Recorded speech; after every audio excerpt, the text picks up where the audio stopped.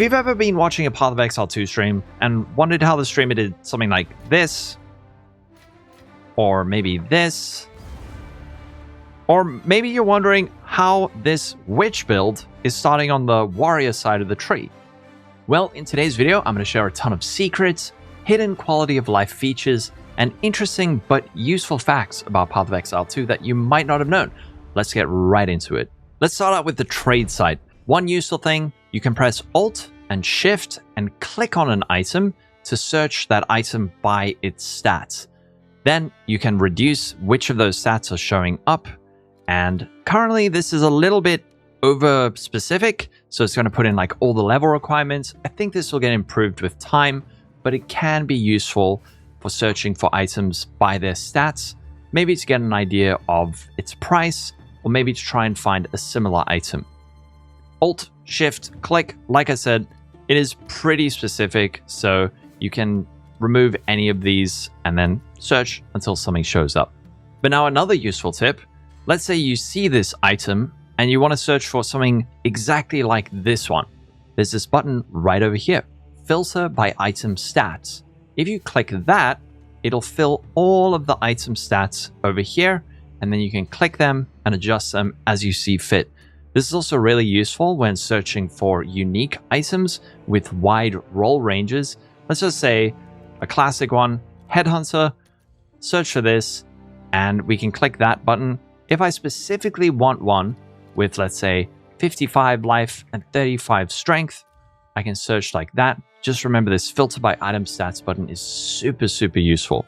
Now another one, let's say you're looking on the trade site for your next upgrade. I want to search for, I don't know, a crossbow or a crossblade spear, and I want it to have a ton of damage. Let's just say like 600 damage.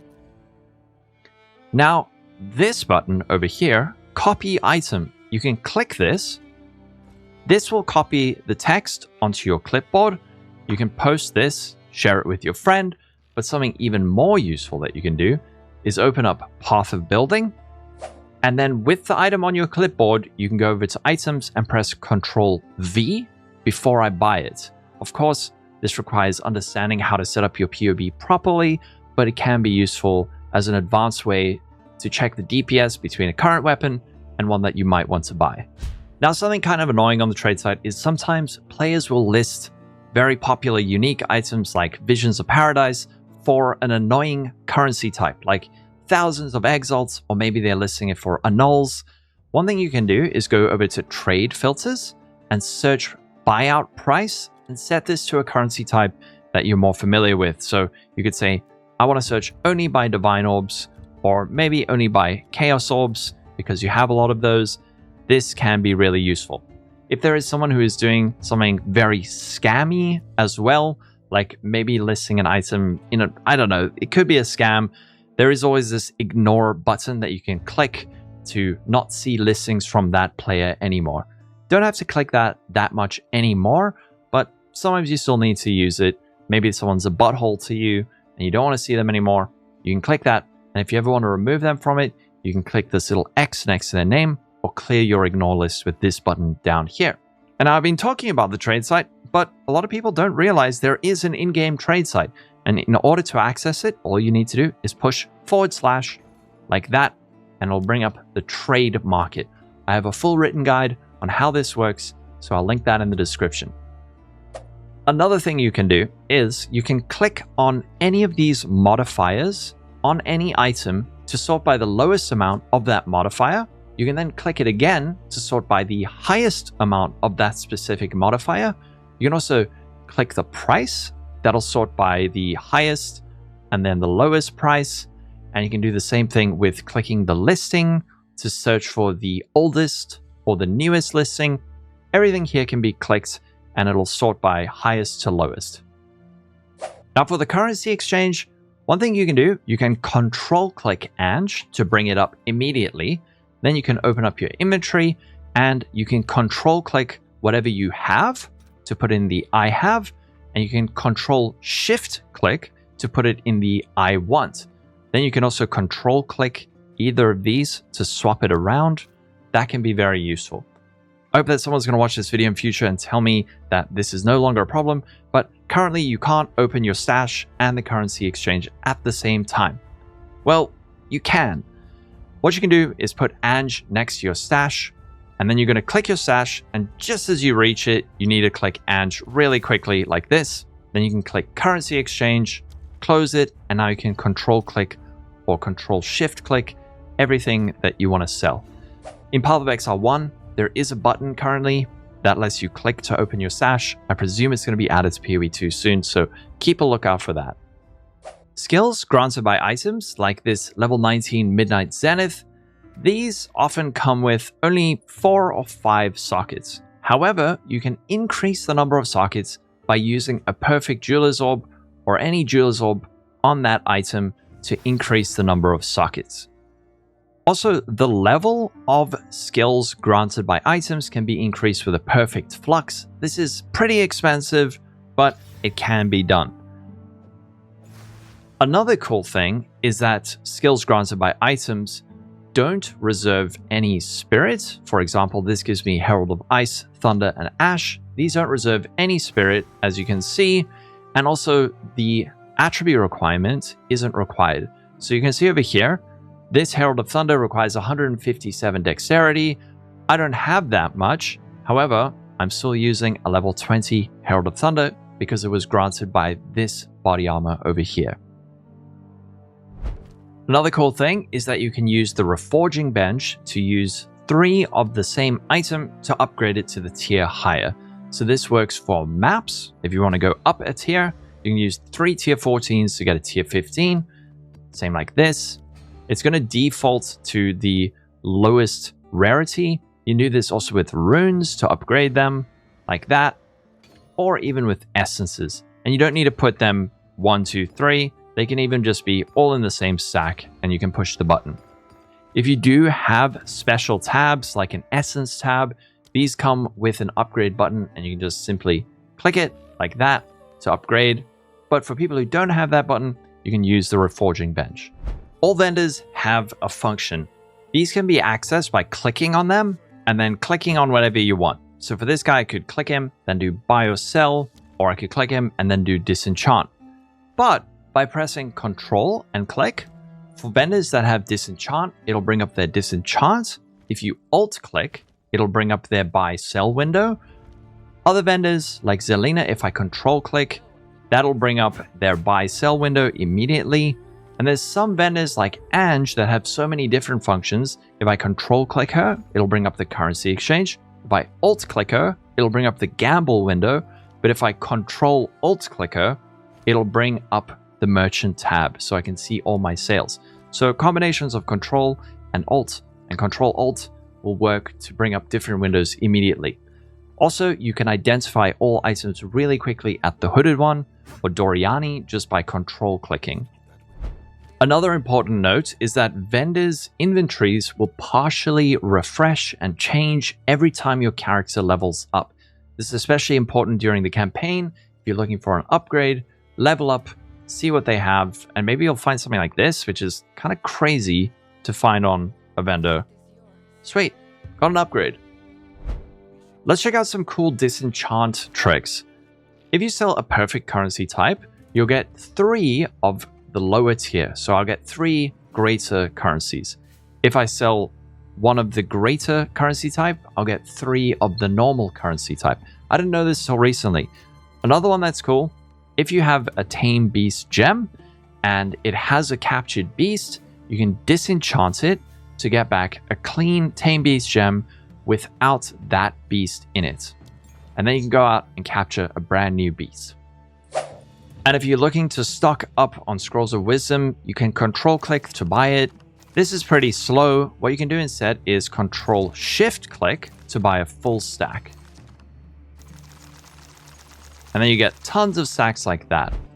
And if I want to put these in my stash, I can control click them in one by one, or I can control right click to send all of those items in one go into my stash. You can also take things out in the same way, control right click. That'll take out all items of that type. So you can go like that really quickly. Another useful thing are stash tab affinities. This will automatically send a thing of a certain type into its appropriate tab. You can activate these by clicking up here at Stash Options, Enable Tab Affinities, and then if you have a tab, you can right-click it, and then you can set the affinity. If you don't have the specific tab, you can use a normal premium tab as an affinity until you get the proper one if you want to get it, but you don't have to have the special tab in order to set affinities for that tab. But now, sometimes you don't want to use your affinity. Let's say you're doing some kind of farming strategy and you're trying to keep track of the currency you're making, so you don't want all of those divines to go into your currency tab. What you can do is, instead of control clicking, you can control shift click and it'll ignore stash tab affinities and put that currency item or that item into the tab that you're looking at. Now, if you want to sort your tabs a bit more easily, one thing you can do, let's say I'm doing Abyss, I could take this tab and I can right click on it to set the affinity. But if I want to push it to the top really quickly, I can just right click it over here. That'll send it straight up to the top. I can then also click and drag it to put it wherever I want it. Another thing you can do is click and scroll to move it a bit more quickly through the list. If you have a ton of tabs, that's all useful. And if you want to sort your tabs, you can use folders. So up here, click create new folder, and that'll create a folder, which you can then put all sorts of tabs into and name it by right clicking on it, tabs for video. And then you can also obviously delete that tab by clicking delete folder. Now, if you want to allocate a passive point, normally you have to click it and then hit apply points. But if you want to instantly apply it, you can hold down control and do it like this. However, when it comes to allocating attribute points, even if you press control, you still have to click it and then click that. You can keep holding down control to apply that specific attribute type, but there is a faster way. If you go into options and then input right at the bottom, you can go quick allocate strength, dexterity, and intelligence. I put them as ASD, something I relate to quite strongly. And then if I press Control A, it'll allocate strength, S, allocate dex, D, allocate intelligence. Now, another really cool one. With weapon set points, these you can normally allocate by clicking here and then putting in the points you want and then hitting apply and then clicking here and doing the same thing, like I want this and this and this. But now a faster way to do this is by pressing Control Shift and then left click will apply weapon set skill 1 like this. And then Control Shift right click will apply weapon set 2. This is a much faster way to do it and way less annoying. Another thing many people don't see is this button up here, refund all passives. In order to click this, you first need to remove all jewels from your tree. So I can take this guy out, then I can click this button and it'll reset my entire passive tree. It'll show me the price beforehand, but if I want to do it, I can do it like that, easy peasy. Another great tip with the passive tree is that you can press Ctrl F to get to the search function. And if you're following a build guide and they say use mind over matter and you don't know what that is, you can type in mind over matter. It'll make everything dark except for anything that matches. That makes it easy to find. However, you can also just hit enter and it'll jump you straight to that passive point. If you're looking for something like area of effect, you can hit enter repeatedly to jump between all the passive points that match that search criteria. Another trick you can do, which is possibly going to be patched out in future leagues, but you can have a class that doesn't start at its natural starting position. So I'm playing on a witch, Disciple of Varashta, which starts over here, but with this jewel over here, split personality can allocate passive skills from the insert classes starting point. If I get one jewel socket and then a second jewel socket that is connected to that other class's starting point, and then I connect the two together like this, so you can see I have the warrior's starting point and I have the witch's starting point and I have the two jewel sockets. What you can do then is refund all of this And you can actually have a character that doesn't even start where it's supposed to. So now I have a witch that starts at the warrior starting point. Even if you just connect these 2 points together and then have the jewel socket connected here, it'll work. Might get patched, but it's a super cool interaction. Another thing to do with weapon set passive points, if I have one really good weapon, but 2 different setups that I'd like to use it with. For example, if I have like a crossbow and I want some skills to use weapon set passive points that increase shock chance, and then others that are maybe better for clear, you can use the same weapon for both weapon set passive points with this button up here. All you need to do is right click it, and then this one weapon will be used for both weapon set passive points. Another really useful thing is that any notable passive on the tree, you can press Alt while looking at it to view its instillment requirements. You can also then click this little pin at the top right corner, and that'll put it over here. That can be really useful for comparing damage between different points on the tree. So we could say something like this. We see this gives me a bit of mana recovery, but is that better than this, for example? Pretend they're similar, and you can compare them like that. You can also then click any of these things to view what they do. I recommend reading stuff. You can learn a lot about this game just by clicking these little things and learning about the game like that. You can close all of these again by pressing Alt, and the same can be done with weapons. If you, let's say, have a really good weapon, you can pin it and then compare it to another one. Also, if you're on the trade site and you want to compare your item to another one, you can pin it like that. But pinning, super useful sometimes when you need it. Let's check out some cool hideout stuff. One thing you can do, if you hit Edit, you can click on anything and you can move it around like this, and you can click on this to rotate it. However, you can also push R to rotate it clockwise and Shift R to rotate it counterclockwise, and then you can use the cursor keys to move it around to get it just in the right spot where you want it. Also, if there's a lot of hideout objects, you can press Z to hide labels. This will also hide labels on items and anything else until you hover over it. But Z to hide labels, if they're ever missing and you're not seeing any items on the ground, push Z, that'll show them up. Another thing you can do, if you click decorations, there's these hideout options right over here. You can click these, and these can limit access to your hideout from people that you don't want to visit. So you could say portal access, all party members default, or you could say only friends, only you. If you're trying to sell stuff and people may be jumping into your portals, you can block their access like that.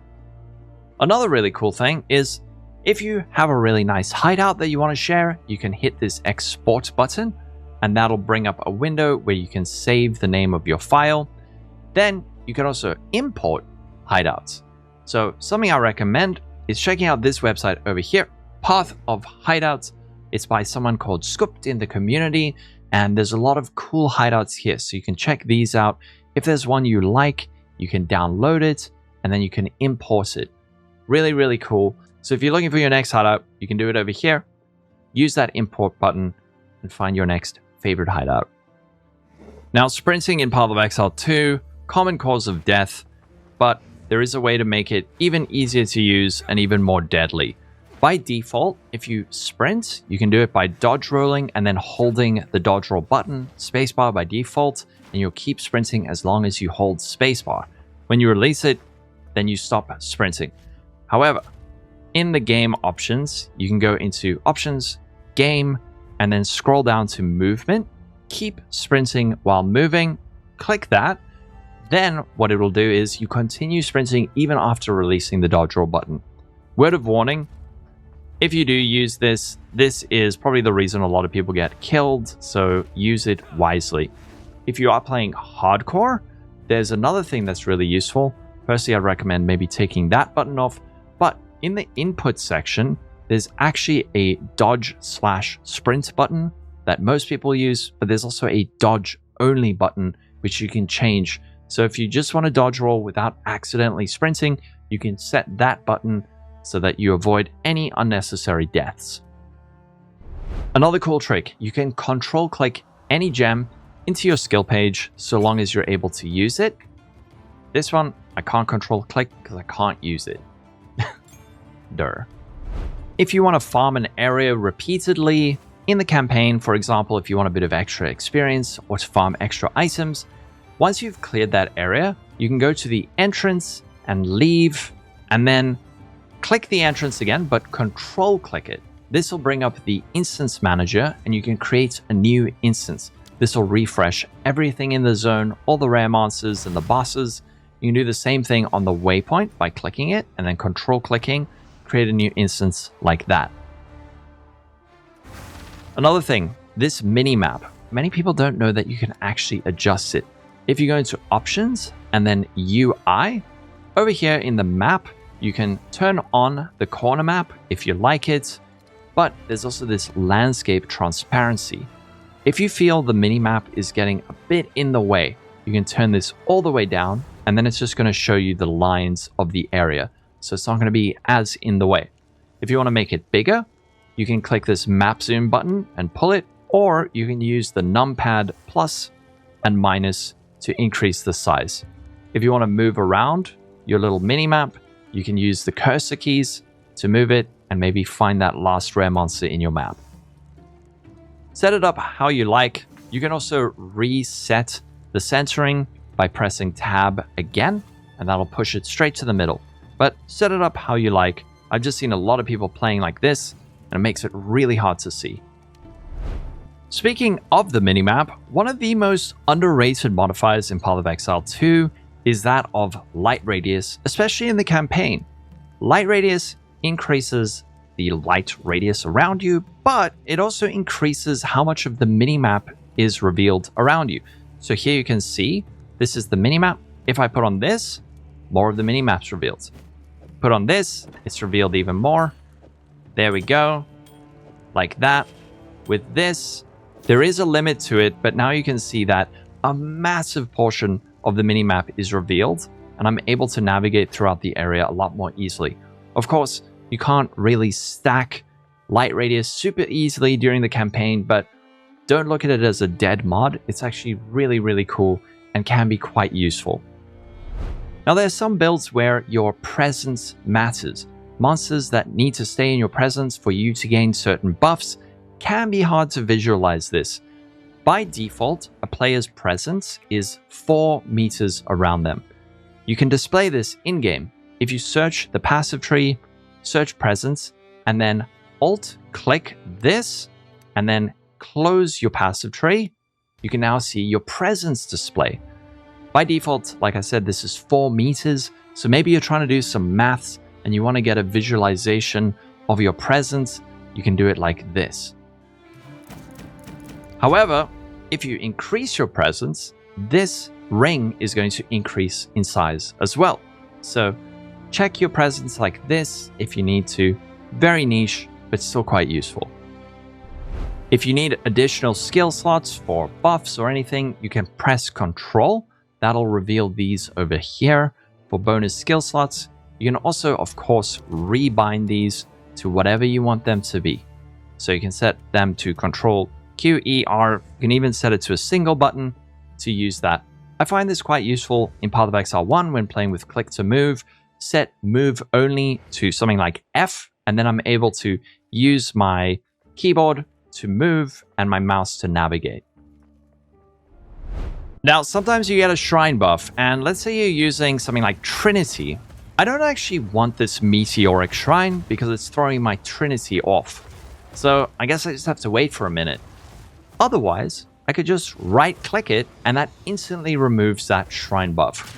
You can do this with various other things to remove them, but it's mainly used with shrine buffs. You saw I turned off my auras there, so I can put on my Herald of Ice, Thunder. There we go. Now it's completely broken for some reason. Oh, I've completely broken it. GGG, please fix. Why is it like that? Yeah, don't turn off your auras with right clicks. Just shrines. Let's check out some UI settings. I know this seems lame, but it is actually quite useful. A lot of players complain about losing their cursor. You can adjust the color of your cursor by going into Options, UI, and here, Mouse, Default Cursor. You can make it bright green and massive. Save it. Never lose your cursor ever again. Other useful ones are things like always show sockets. A lot of people like that. Show your flask buffs and aura icons, even a clock. This low life warning can be annoying for certain builds. You get that. If you don't want to have to deal with that, turn that off. One thing that's great is show mini life bar above you if you want to keep track of your character's life and mana without having to look to the left and right. And another one is show life and mana levels. With this checked, it'll show the numerical amount of your life, mana, and spirit. Highly recommend turning that one on. Another thing that is very annoying are notification pop-ups. If you don't really care when your friends are logging in and out and swapping characters and changing their statuses, at the bottom of the UI, you can click notification pop-ups, edit settings, and then turn these on or off. I normally turn off friend online, offline. Not to be mean, I don't care. Friend status change, this as well, I don't really mind. But most of them I'll keep on, but some of these don't really need to know unless you have a very special friend and you need to know when they're online or offline. But for the most part, I keep those off. Let's go through some interesting campaign things. If you want to know in which area you can find a permanent buff, there are these little skulls. If there's one with a plus icon, that'll be a permanent buff. If you hover over it, it'll show what it is. And if it is X'd out, that means it is completed. So if you feel like you're missing something or you don't know if you collected everything, you can open up this window by pressing U and click through everything. Just make sure that you've found all of your passive points. If you don't know if you found all of them by the time you finish the campaign, you should have 24 over here. So if this doesn't show 24, you might have missed something. Go through and check. In Act 1, the Red Veil, you'll find a whole lot of weapon racks. These weapon racks contain the next tier of martial weapon that can be a big upgrade to your build. Sorry casters, not for you, but if you see one of these refined arms, you can click that and you'll get one of the upgraded martial weapon base types. In Act 2, there's often really good rewards from the League mechanic in the areas right after Traitor's Passage and Halani Gate. I'm talking about Keth, Valley of the Titans, and Mastodon Badlands. In the last couple of leagues, you've been able to find a guaranteed Lesser Jeweler's Orb from one of these areas. This league, it's Mastodon Badlands. Previously, it's been in the Buried Shrine or the Lost City. You can also often get a guaranteed unique item from Valley of the Titans. So do the league mechanic, it can be really, really good. However, if for some reason you don't get a Lesser Jeweler's Orb in Act 2, there is a guaranteed one in Sandswept Marsh in Act 3. This is the first area. In one of these corners, at the far end of the zone, you'll find a checkpoint with the Auroch Campfire. There's 2 rare monsters here, worth killing. And just behind them is this basket, where you'll get a guaranteed Lesser Jeweler's Orb. Similarly, in Nakanu in Act 4, the second last zone of the area, often the league mechanic here will give you a greater Jeweler's Orb. So keep a lookout for that. It's been that way the last 2 leagues. Hopefully it will be in future. Let's go over some endgame quality of life. If you want to add a marker to a zone to remember it for later, you can right click that and then you can add a marker. So you can say something cool here, and then you can add a little icon and save it. If you want to bring up all the bookmarks you have, at the top left, there's this bookmarks thing. You can click that and you can see all of your bookmarks. Anyone that is listed in red will be one that you have completed. So this was a bookmark, I completed it, so now I can click this X to remove it. Same with this one, I've completed it, so I can remove it. I can click any of these to instantly jump to them to see where they were. This makes navigating the endgame a lot easier. You can also click this over here to see where your player is, see where you were last in a map. Also, there's an edge display, as you can see, edge display. This will show these little icons to show where the various things you've pinned around the atlas are. So I can click that over there to get over there very quickly. but this bookmark function is super useful. Another really useful thing you can do if you're searching for something, you can press Ctrl F to start searching. And let's say I'm looking for a map with Delirium. I can push that and then hit Enter to instantly jump to that point on the Atlas tree. Just like that. So if you're looking for something specific, maybe you found a Jade Isles and you want to find exactly where it is, just type it in, press Enter, and it'll jump you there. If I want to travel to one of these endgame hubs, I can either just click it, it'll take me there, I can click the place, click Traverse, it'll open up a portal. Instead, what you can do is just Control click it. It'll instantly open up a portal to that area. And this one's not really a tip, but it is kind of interesting. I remember seeing this on Twitter. I forget who said it, but please let me know. All of these little icons on the waystones are actually derived from cuneiform, which is an ancient writing system apparently developed in ancient Mesopotamia. But if you look at all these cuneiform icons, this was the number system that was used, and a lot of these on waystones, these are directly derived from those. So a little bit of lore, super cool. Just wanted to share that. If you want to travel directly to your hideout really quickly, you can press Enter and push / type hideout. That'll take you straight to your hideout. Certain tools like Exile Exchange will allow you to have a hotkey to just quickly push F5 to quickly travel to your hideout. Path of Exile 1 also recently added a hotkey for this, so hopefully that comes in Path of Exile 2 soon. There's actually a lot of different chat commands that are quite useful. You can push / help to see all of these, and the ones that are probably most used are things like /played. This will show how long you have played your character. You can do /age to see how old your character was. Another fun one, /deaths to see how many times you've died. If you're getting annoyed by all your friends, you can go /DND. Now no one can message you. /kills to see how many monsters you've murdered. And all of these other ones can be really useful. D&D is great. Something like reset XP can be quite useful for calculating XP.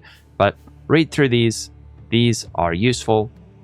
Use your little chat commands to make the game a bit more fun.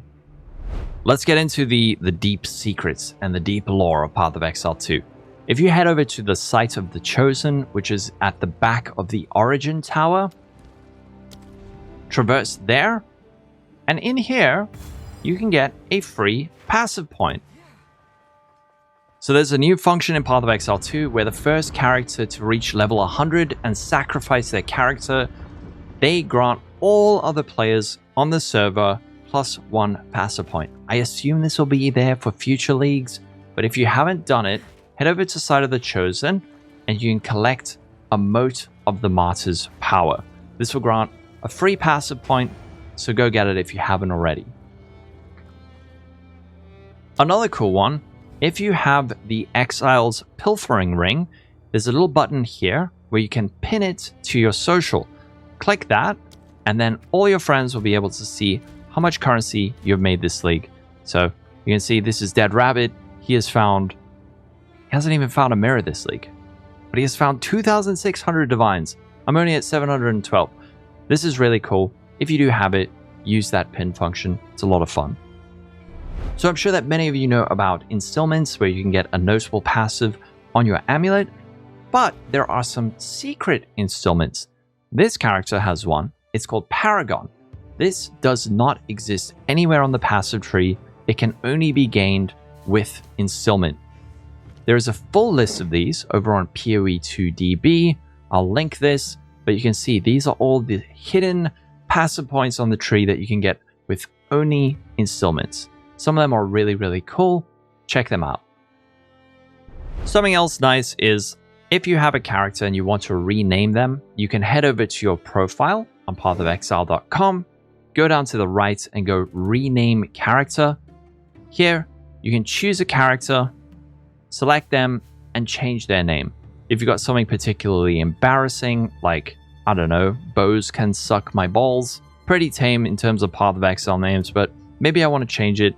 You can do that and change it like this, expire and choose a new name, swap names with another character. If you want all your characters to have the same name, you can do it like that. But that's going to be it. I hope you all enjoyed the video. If you have any others that you'd like to share, please leave them in the comments. Let me know how many of these you knew.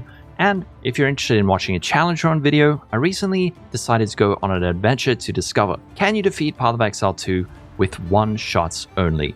Check it out. It's right over here. Have a wonderful day, everyone. Don't forget to like and subscribe. Catch you later, and bye-bye.